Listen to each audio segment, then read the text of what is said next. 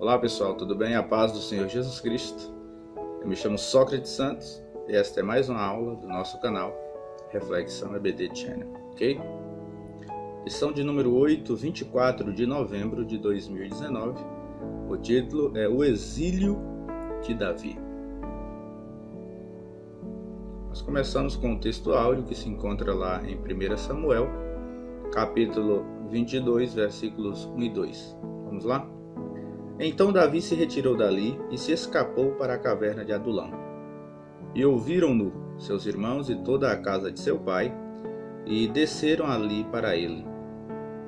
E ajuntou-se a ele todo homem que se achava em aperto, e todo homem endividado, todo homem de espírito desgostoso, e ele se fez chefe deles, e eram com ele uns 400 homens. A verdade prática nos diz assim: nos muitos conflitos que vivenciamos, aprendemos lições preciosas para as nossas vidas, seja ela espiritual, e a formação do nosso caráter segundo o modelo de Cristo. A nossa lição bíblica em classe se encontra em 1 Samuel, capítulo 22, versículo de 1 a 5. Diz assim: Então Davi se retirou dali e se escapou para a caverna de Adulão. E ouviram-no seus irmãos e toda a casa de seu pai, e desceram ali para ele. E ajuntou-se a ele todo homem que se achava em aperto, todo homem endividado, e todo homem de espírito desgostoso. E ele se fez chefe deles. E eram com ele uns 400 homens. E foi-se Davi dali a Mispa dos Moabitas, e disse ao rei dos Moabitas: Deixa estar meu pai e minha mãe convosco, até que saiba o que Deus há de fazer de mim. E trouxe-os perante o rei dos Moabitas, e ficaram com ele todos os dias que Davi esteve no lugar forte. Porém, o profeta Gade disse a Davi: Não fiques naquele lugar forte. Vai e entra na terra de Judá. Então Davi foi e veio para o bosque de Herete. O nosso objetivo geral é mostrar que muitos conflitos que vivenciamos podemos tirar lições preciosas para a nossa vida espiritual. Então, nem sempre o que acontece de ruim, nem sempre a caverna é símbolo de derrota. Nem sempre se esconder, dar um passo atrás para depois avançar, muitas vezes não é derrota. Às vezes a gente pensa que dar um passo atrás é perder, mas saibam vocês que muitas vezes a gente tem que dar um passo atrás para dar dois à frente. Os objetivos específicos é caracterizar o exílio de Davi, como foi, o que aconteceu, como ele fez, expor Davi e o amor com seus pais. Então Davi, ele foi um rei segundo o coração de Deus, não foi à toa, porque ele era um bom menino, um bom filho, ele era um bom trabalhador, ele era um bom pastor de ovelhas. Então, ele tinha características que o colocaram como um homem segundo o coração de Deus, não foi à toa. Explanar sobre as pessoas que morreram por Davi. Muita gente deu a vida por Davi. A nossa introdução diz assim: nem sempre as vivências marcadas por situações traumáticas podem ser vistas como negativas, aquilo que eu falei para vocês, Por vezes servem para tirar as cascas das aparências, da infantilidade, do esquecimento de nós mesmos, a fim de levar-nos a uma essência real da vida. O exílio fala de expatriação forçada, ou livre, isolamento social, solidão. Então, pessoal, exílio é você ser tirado do seu país à força. Você tem que sair fugido para não morrer. Alguém procura matar-te, procura a sua cabeça, está a prêmio no seu país, então você foge para um outro país, onde ali você vai conseguir exílio, porque as autoridades do seu país não têm nenhuma autoridade no outro país, Você estando naquele país, você está submisso às leis dele. Então, se você foge do seu país, você se exila em outro, e aquelas pessoas do seu país não podem fazer nada com você enquanto você estiver exilado. A conotação nem sempre é pejorativa, pois nas escrituras sagradas o exílio recebeu conotações positivas e negativas. O exílio, Deus usou o exílio contra o próprio povo de Israel para julgar Israel, para punir Israel pelos seus pecados, né? Veja bem que o povo ele ficou cativo, exilado, né, em outra nação, lá na Babilônia, escravo, sofreu por muitos anos. Isso foi Deus provando a eles que eles deveriam servir apenas ao Deus de Israel e não deveria se prostituir ante a outros deuses, não deveria cometer o pecado de idolatria. E eles começaram a adorar aos deuses locais, aos deuses dos amorreus, dos filisteus, né, dos saduceus, terra onde eles habitavam. Então Deus puniu, permitindo que Babilônia fizesse cativo e os israelitas.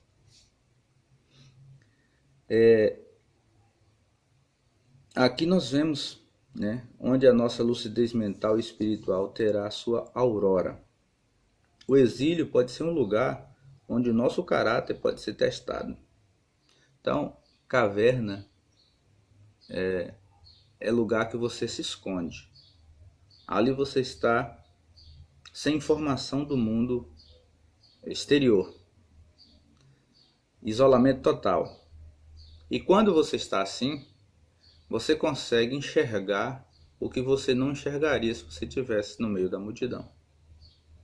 Então, às vezes, a caverna, o se esconder, o se isolar um pouco, é bom para meditação, é bom para você repensar suas prioridades e sair da caverna maior do que você entrou, né?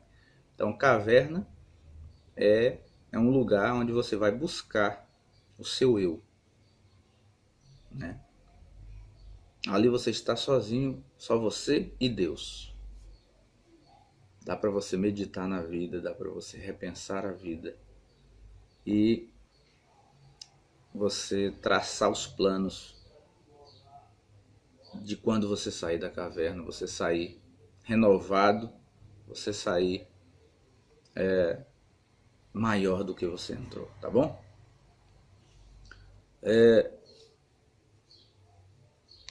Então Davi, ele procurou a caverna de Adulão, né? Adulão significa repouso, paz. Então ele procurou paz. Porque ele estava sendo caçado, sua cabeça estava a prêmio pelo rei Saul. E ele tinha que se esconder, ele tinha que procurar um lugar onde ele conhecia como a palma da mão. Davi pastoreou nesse lugar, Davi conhecia bem onde ele estava, o terreno onde ele estava. Então, uma das coisas que é necessário para você vencer o inimigo é conhecer bem o seu território. Saul não conhecia, Saul só vivia naquele mundinho. Mas ele, Davi, sendo pastor, ele rodava por toda Israel. Ele conhecia todos os lugares, porque ele pastoreava por vários lugares. E a caverna de Adulão ele conhecia como a palma da mão. Essa terra onde fica no meio entre Jerusalém e Mispa, certo?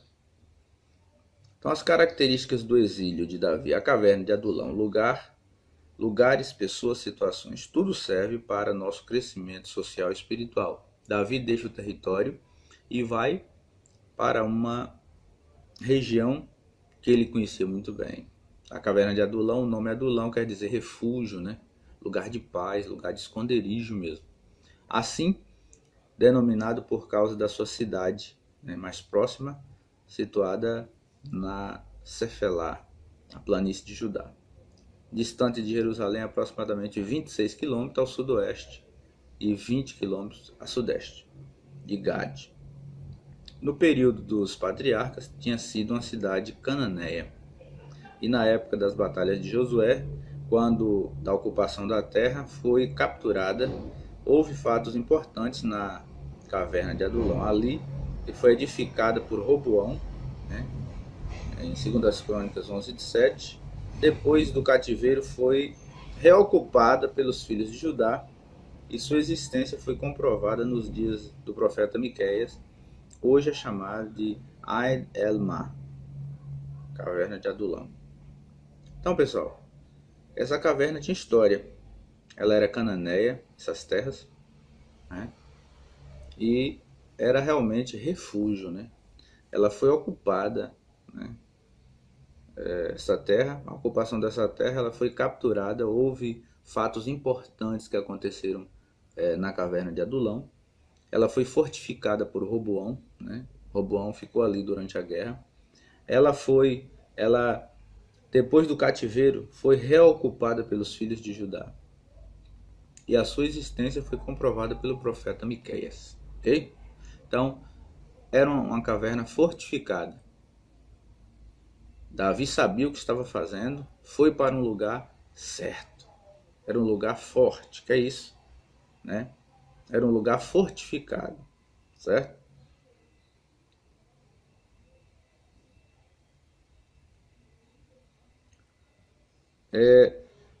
Os exilados da caverna de Adulão. Muitos se dirigiram para ali, a fim de fazer companhia a Davi.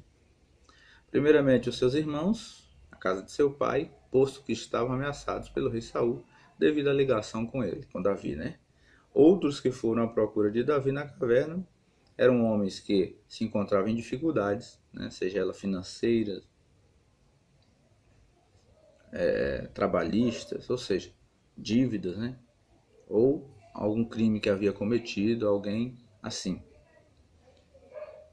Como Davi conseguiu firmar sua liderança nessas condições? Bom, a primeira coisa é que Davi tinha família. E a família, quando viu que Davi tinha se refugiado na caverna de Adulão, todos foram para lá. Todos. Seu pai, seus irmãos, sua mãe. E aqueles homens que estavam endividados, que estavam sofrendo, que tinham problemas de sem emprego, passando fome e tal, todos foram para junto de Davi. Então, Davi aqui representa a figura de Cristo.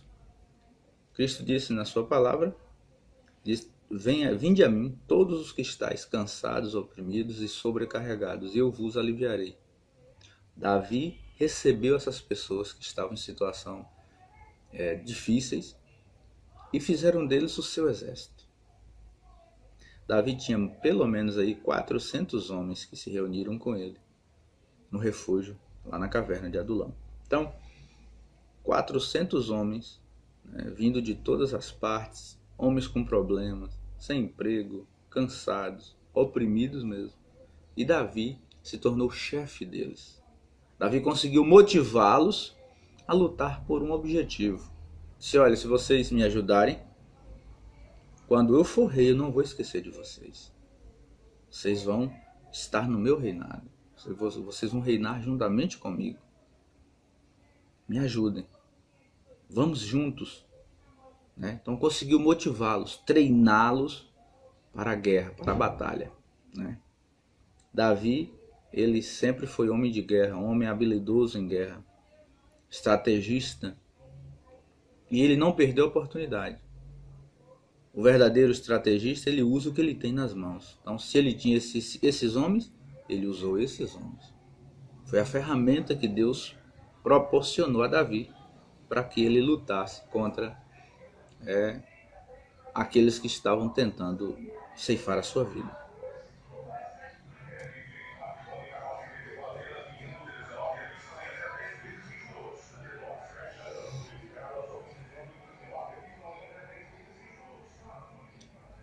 A recompensa bíblica para os filhos obedientes. Bom, Davi era um bom filho. Então, o que ele fez? Desde o Antigo Testamento, a ênfase que Deus dá, que Deus abençoa, sempre os filhos obedientes. Pois o primeiro mandamento com promessa é honrar pai e mãe, né? Esse ensino foi ministrado por Paulo, lá em Efésios 6:2. Nosso Senhor manifestou-se contra os filhos que não cuidavam de seus pais. Tais filhos simulada e mentirosamente, dedicavam a Deus todos os seus bens para não honrarem ou sustentarem seus pais, quebrando assim o mandamento. Os filhos devem aprender a serem gratos aos seus pais em tudo, dando-lhes honra, dignidade e cuidados materiais. Isso é um mandamento de Deus. Então, a obediência de um filho, Deus leva isso em consideração, irmãos, de forma assim tremenda, porque se você é um filho obediente, você também vai ser um bom pai. Bons filhos dão bons pais, serão bons pais. Agora, filhos rebeldes serão pais difíceis, né? Então, se você não recebeu, se você não obedeceu sua mãe, seu pai, vai obedecer mais a quem? A justiça não vai obedecer às pessoas, não vai respeitar ninguém. E se você não obedece a quem te gerou, a quem te deu a vida, vai obedecer mais a quem? E nós devemos cuidar dos nossos pais, assim como eles cuidou de nós. Olha, quando uma criança nasce, ele é indefeso. A mãe, o pai poderia jogar fora, matar, fazer o que quisesse. Você está ali, você está sem poder se defender. Mas eles optaram por sacrificar muitas vezes o emprego, os estudos, a sua vida. Começou a trabalhar cedo porque teve você, mas para te dar tudo de bom, para te sustentar de um todo. E você, quando eles estão velhinhos, joga eles fora? Que isso? Agora é que eles vão precisar de você. Você precisou deles quando pequenininho, e quando os nossos pais estão idosos, eles precisam de nós mais do que nunca. E fala a verdade, isso é uma opinião minha, a pior espécie de filho é aquele que não protege seus pais, que não cuida de seus pais, que lança seus pais em asilos e casas de idosos para não cuidar de seus pais. O meu pai eu convidei para morar comigo. Ele não aceitou porque ele gosta de ter sua vida independente. Mas se fosse da vontade dele, estaria morando juntamente comigo para eu cuidar dele. Mas graças a Deus ele foi para junto das minhas irmãs que também estão cuidando dele. Então eu fico feliz. Ele não está aqui comigo, mas está com minhas irmãs e está bem cuidado, né?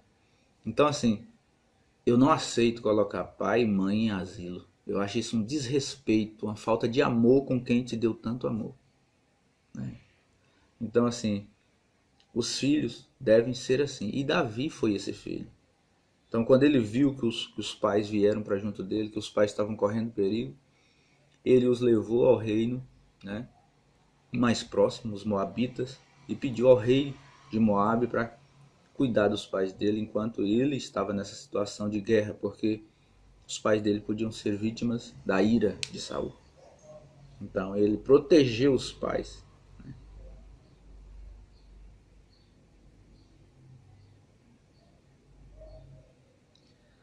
Morrendo por Davi. A inconsistência de Saul. Saul não teve nenhuma caverna para formar sua vida. Não lidou com situações conflitantes. Tinha apenas a aparência de líder, mas não era um homem segundo o coração de Deus. Então, irmãos, como eu te falei, Davi, ele foi forjado para ser rei.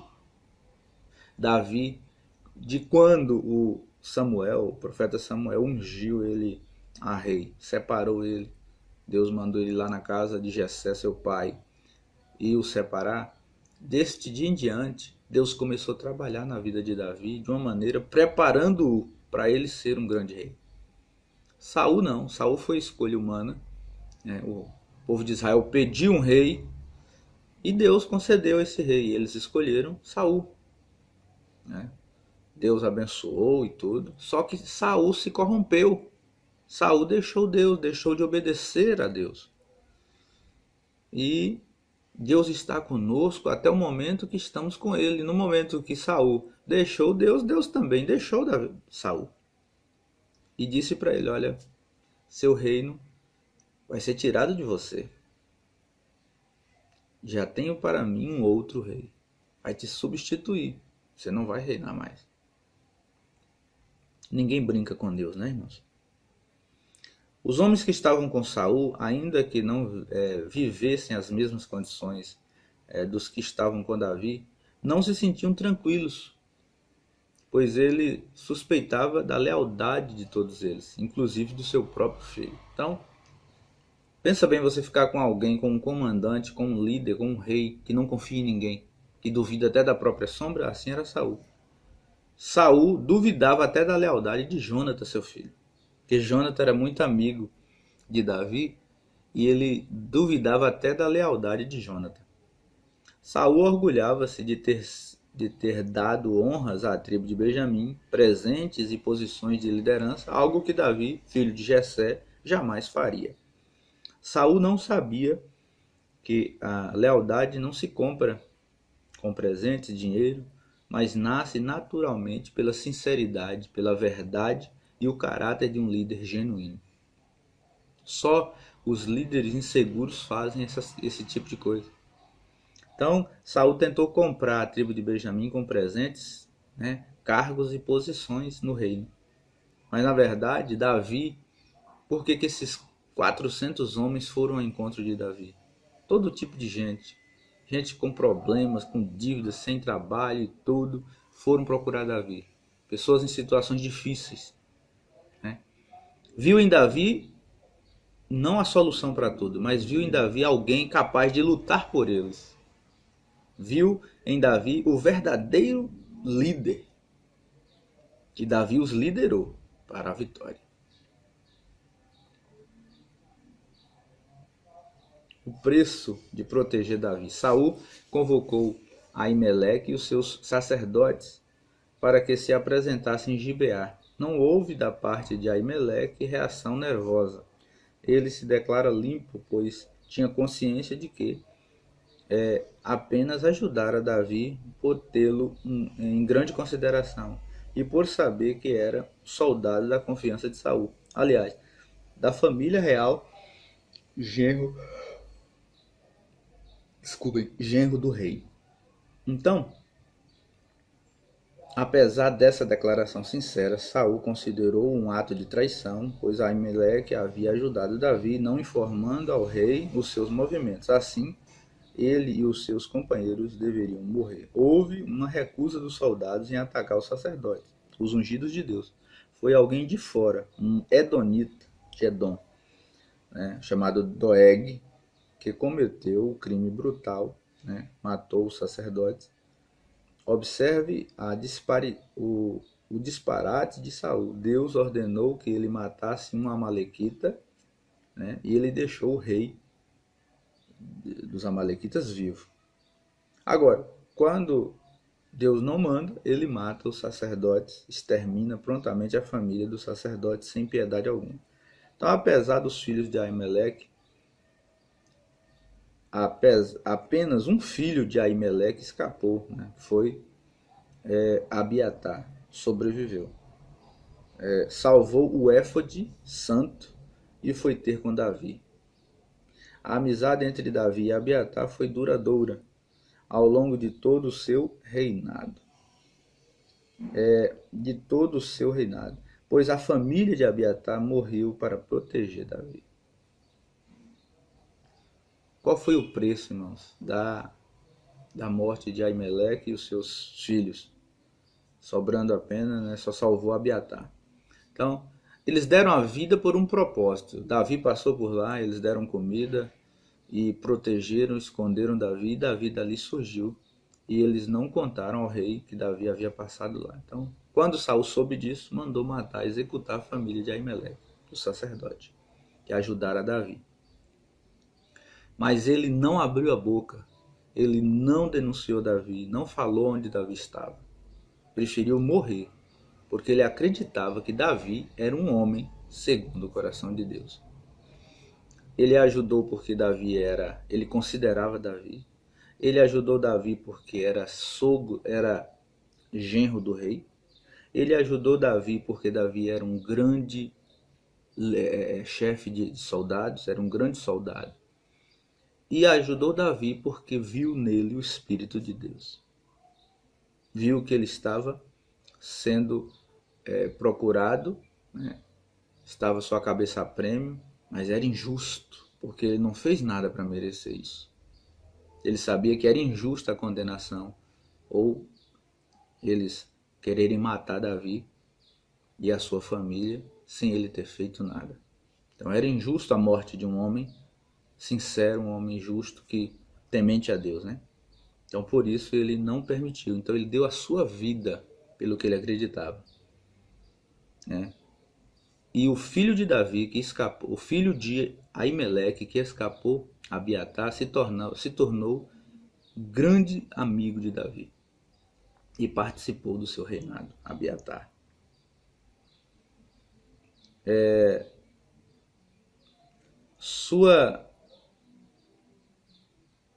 Aqui diz assim,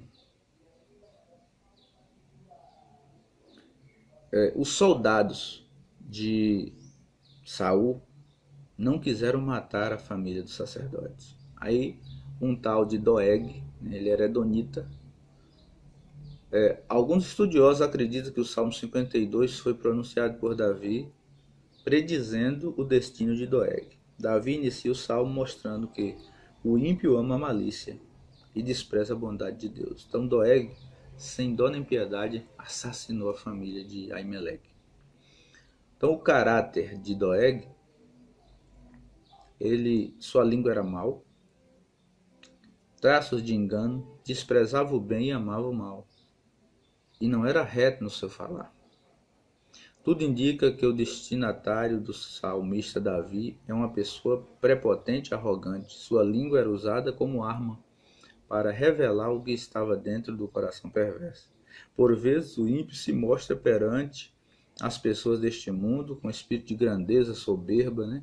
Busca ser reconhecido e se apresenta como poderoso. Suas obras são perversas. O salmista deixa claro que Deus punirá esse ímpio arrogante. Note que isso será feito de modo poderoso e pode ser visto pela presença dos seguintes verbos bíblicos. No Salmo 52, Deus diz que destruirá, destruir-te-á, arrancar-te-á, arrebatar-te-á e desarraigar-te-á. O ímpio pecador será varrido da face da terra. Então o Senhor, ele não se deixa escarnecer.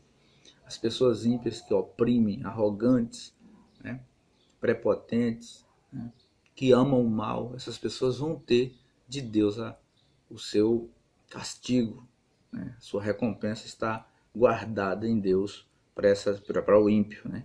A Bíblia diz no Salmo 1 que Deus conhece o caminho do justo, mas o caminho do ímpio perecerá. Certo? E para concluir, Deus usa instrumentos falhos para fazer a sua obra nesta terra. Como disse Paulo em 1 Coríntios 1:28, e Deus escolheu as coisas vis deste mundo e as desprezíveis, e as que não são, para aniquilar as que são. Veja só, as coisas vis deste mundo, né? As desprezíveis. Olha só, Deus faz príncipes ser abatidos, faz reis ser abatidos e fazem pessoas humildes se tornarem grandes. Veja o que fez com José. José foi vendido pelos irmãos, tentaram matar, foi jogado na prisão, acusado de estupro, né? Serviu bem na prisão, revelou os sonhos do rei e se tornou governador. Deus pega as coisas desprezíveis desse mundo, né? Então assim, Deus confunde as pessoas, porque Deus pega o que não é e faz ser. Deus pega o pobre e o necessitado lá do monturo e faz assentar nos lugares altos, né? Então Deus pega as coisas vis desse mundo, as desprezíveis, né? Veja só o que Jesus fez. Quando Jesus chegava, Jesus ia aos desprezados, iam lá os leprosos, iam as prostitutas, que naquela época nem era considerado gente, não, era desprezada por toda a sociedade. Ele ia às pessoas com espírito imundo e os libertava. E aos que não tinham voz e fazia eles falarem. E aos que não escutavam e abria-lhe os ouvidos, né? Então assim, e aqueles que não podem andar, os coxos, aleijados, mancos, e faziam ir para casa levando seu leito. Então o Senhor, Ele é maravilhoso, porque Ele pega as coisas vis deste mundo, né?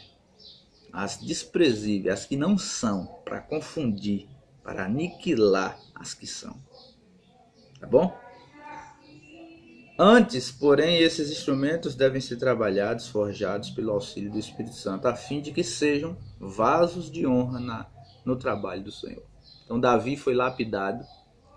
Tudo isso estava preparando Davi para ser um grande rei. Caverna não é lugar de derrota, não. É lugar de você. É um refúgio. É uma fortaleza. É um lugar de solidão, de você colocar a mente em ordem, de você planejar, de você raciocinar, de você se acalmar. Grandes homens de Deus entraram em cavernas. Elias, né? Davi, né? Os profetas que fugiram de Jezabel entraram numa caverna, né? Para não serem mortos por ela. E depois esses profetas conseguiram restaurar a paz em Israel. Jezabel foi morta e comida por cães. E os profetas, né? O rei Acabe foi morto e os profetas, eles voltaram para Jerusalém e continuaram louvando a Deus. Então, caverna, não preocupe não. Deus sabe o que faz. Quando joga alguém na caverna, ele volta mais forte. Quando a gente sai da caverna, sai mais lúcido. Quando sai da caverna, sai com mais intimidade com Deus. A gente não pode ficar lá dentro. É por um tempo. Mas caverna não é lugar ruim não, tá? E Deus, Ele sabe o que faz. Às vezes, nós temos que dar um passo para trás, para dar dois para frente depois. Tá bom? Então, fiquem todos na paz do Senhor e que Deus abençoe. Até a próxima aula, se assim Deus permitir.